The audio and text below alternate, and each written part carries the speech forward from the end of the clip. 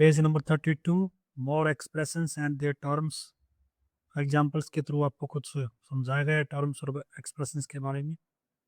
Example 7 ये कहता है कि Amo, Charan, Madhu and John went to hotel and order 4 dosas. ठीक है, 4 बच्चे हैं और चारों ने डोसे ऑर्डर किए हैं, 4 डोसा हो गए। हर डोसा जो है 23 रुपीज़ का है। And they wish to thank the waiter by tipping ₹5। 5 रुपये की टिप भी दे दी, तो टोटल कॉस्ट क्या होगी वो बतानी है। ठीक है, तो फोर फोर पीपल हैं, 23 रुपीज़ का एक डोसा है, ये तो कॉस्ट हो गई डोसा की, और उन्हें 5 रुपये की टिप भी दी थी +5। ये एक्सप्रेशन आपकी रहेगी। टर्म्स क्या हो जाएंगी, एक मल्टीप्लाई में जो है वो टर्म 1 बनेगी और एक ये बनेगी आपकी, तो 2 टर्म्स आर देयर। सिमिलरली ऐसा ही है यहाँ पे भी, childrens in a class are playing fire in the mountain, run and run. Whenever the teacher calls out a number, students are supposed to arrange themselves in groups of that number. Whoever is not part of the announced group size is out. ये कहता है कि teacher जो है वो कोई एक number बोलेगा, ठीक है। अच्छा, 33 स्टूडेंट्स हैं, टोटल 33 स्टूडेंट हैं। जैसे टीचर ने कह दिया भाई 10 नंबर बोल दिया, तो बच्चों को 10-10 का ग्रुप बनाना है, तो 10 का ग्रुप बना लेंगे बच्चे, 10 का बना लेंगे और 10 का बना लेंगे। और जो 3 बच्चे रह गए ना, वो किसी भी ग्रुप में ज्वाइन नहीं कर पाएगा, क्योंकि उनके जाने से पहले ये 10-10 का ग्रुप बन गया, तो ये आउट हो जाएंगे। तो ऐसे जो है वो बताया है उसने। जैसे उसने कह दिया 5, तो 5 है, तो 6 × 5 30 बच्चे, तो ये हो गए +3। तो एक्सप्रेशन आपकी हो जाएगी ऐसे। और जैसे बोल दिया उसने 7, टीचर ने 7 बोल दिया, तो 7 की 4 जो है ग्रुप हो जाएंगे, और +5 जो बच जाएगा, तो ये आपका रहेगा इसमें। नेक्स्ट में क्या है, नेक्स्ट में ये है कि ठीक है, यहाँ पे एक्सरसाइज दे दी, यहाँ पे 4 बोलेगा तो क्या एक्सप्रेशन आएगी, 4 × 7 +5। 7 बोलेगा तो 7 × 4 +5।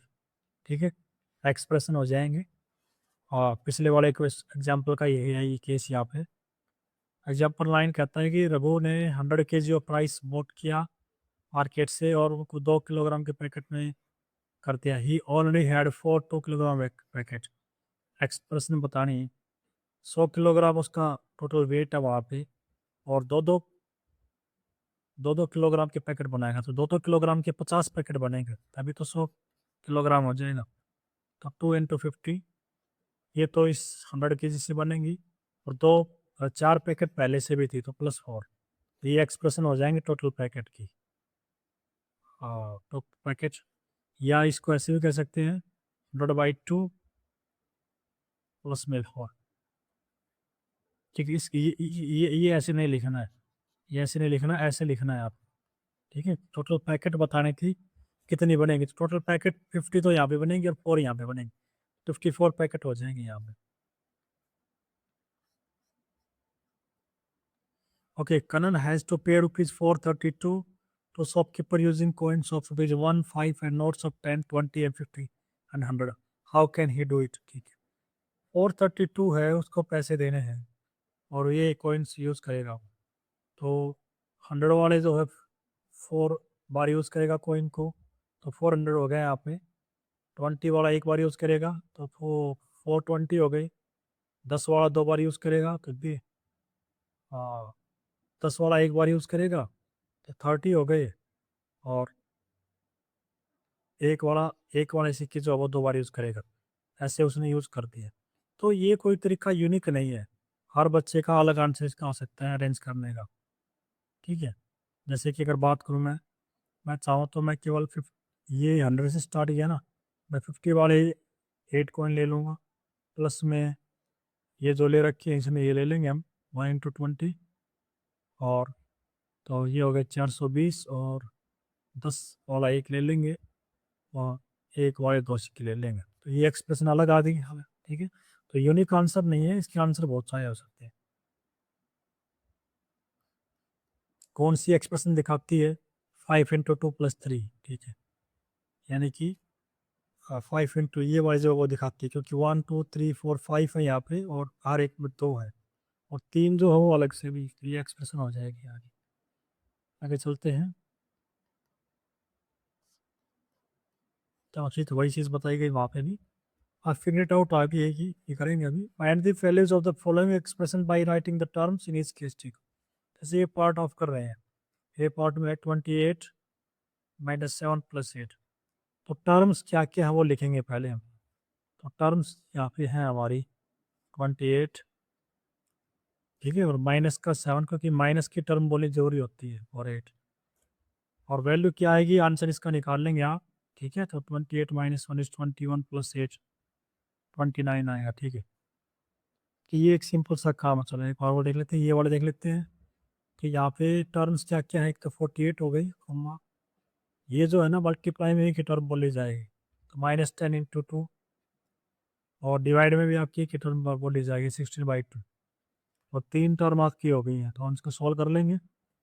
48 माइनस 20, ठीक है, और प्लस में 8 आ जाएगा डिवाइड करने में, तो ये आएगा 56 माइनस 20 इज बेसिकली 36। ओके, तो ये जो है ऐसे ही था सारा।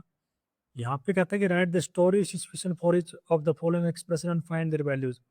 आंसर भी निकालना है और एक स्टोरी बतानी है। स्टोरी क्या है, जैसे मैं एक हिंट देता हूँ उसका, 89 प्लस 21 माइनस 10। तो स्टोरी कुछ ऐसे कह सकते हैं कि टुक राम ने लिए 89 रुपीज फ्रॉम फादर, उसने फादर से तो लिए 89, एंड 21 फ्रॉम 21 फ्रॉम मदर, और 21 ले लिए मदर से, एंड बाइज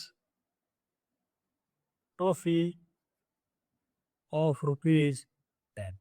ठीक है, एंड 89 फादर से, 21 मदर से, और 10 की टॉफी उसने खा ली। तो ये एक्सप्रेशन आपकी बन गई है। ऐसे ही आप इनकी भी बना सकते हैं। चलो इसके बता देते हैं कैसे है। जैसे कि 4 boys carry each has 9 marble, तो कंचे की गोली आती हो, and 2 girls each has 6 marble. ठीक है, ये 4 लड़के हर एक के पास 9 मार्बल है, 2 लड़के हर एक के पास 2 मार्बल है। ऐसे करके एक जो आप पे छोड़ता हूँ बनाने के लिए। तरीका क्या कहता है 3 में, for each of the following situation right the expression describing the situation, identify the terms and find the values. आपको एक्सप्रेशन लिखनी है और उसके आंसर जो है वो बताना है आपको। Queen Alia gave 100 gold coins to prince Elsa and 100 gold coins to princess Anna. ठीक है, 2 राजकुमारी है, एक एल्सा है और एक है वो है एना। तो इनकी मदर ने क्या किया है, हर एक को 100 गोल्ड कॉइन दे दिए। एल्सा ने क्या किया कि कॉइन से बिजनेस स्टार्ट किया और डबल कर लिया, तो कितने हो गए, 100 इंटू 2 हो गई, डबल कर लिया उसने, 200 हो गई बिजनेस से। उसने क्या किया, दूसरी जो सेकंड राजकुमारी है princess Anna bought jewellery and has only half of the coins left.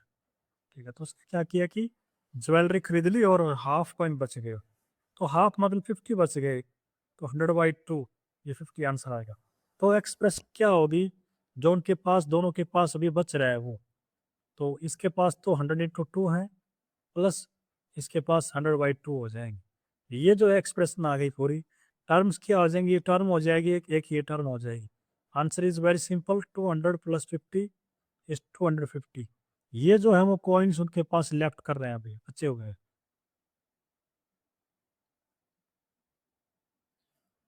A metro train ticket between 2 station is ₹40 for adult and ₹20 for child। ठीक है, अडल्ट के लिए ₹40 है, और चाइल्ड के लिए कितनी है, और 20 है।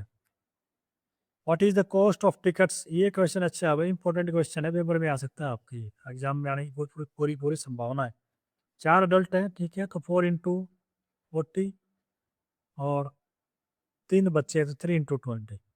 तो एक्सप्रेशन लिखनी है, टोटल ट्रेन टिकट का फेयर बताना है, तो 4 इंटू 40 प्लस में 3 इंटू 20।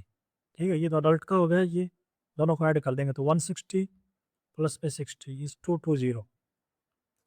ये आ गया इसका जो है 2 groups having 3 adults each.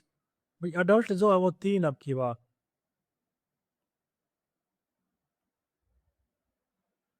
अब की बार adult 3 है. ठीक है, तो कितना आ जाएगा 3 into 40. 3 adult का आ गया. अब ऐसे 2 ग्रुप है. ये तो एक ग्रुप हो गया 3 का, है ना. मतलब आप ये समझ सकते हैं कि 3 into 2 6 हो गए. 6 अडल्ट हो गए, क्योंकि एक ग्रुप में 3 अडल्ट है, 2 ग्रुप में 6 हो जाए. तो चाहो तो 6 into 40 भी कर सकते हो. 240 इसका आ जाएगा आंसर.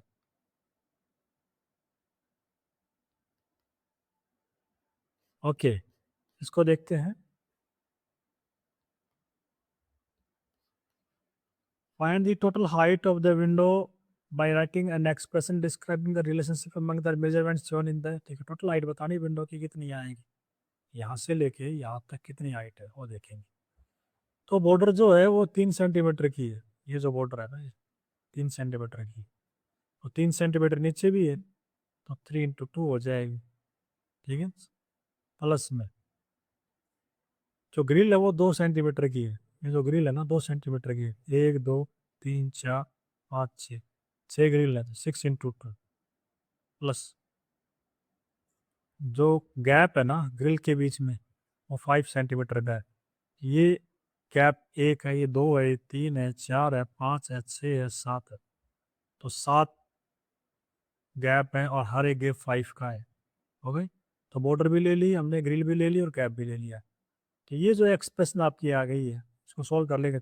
6 12 35. ठीक है, तो कितना आ जाएगा ये 53 आपका आ जाएगा इसका सेंटीमीटर. इसकी टोटल हाइट इस ग्रिल की, हाँ सॉरी, इस विंडो की. अभी के लिए इतना ही. वीडियो लेंथी हो जाएगी. मिलते हैं अगली वीडियो में. थैंक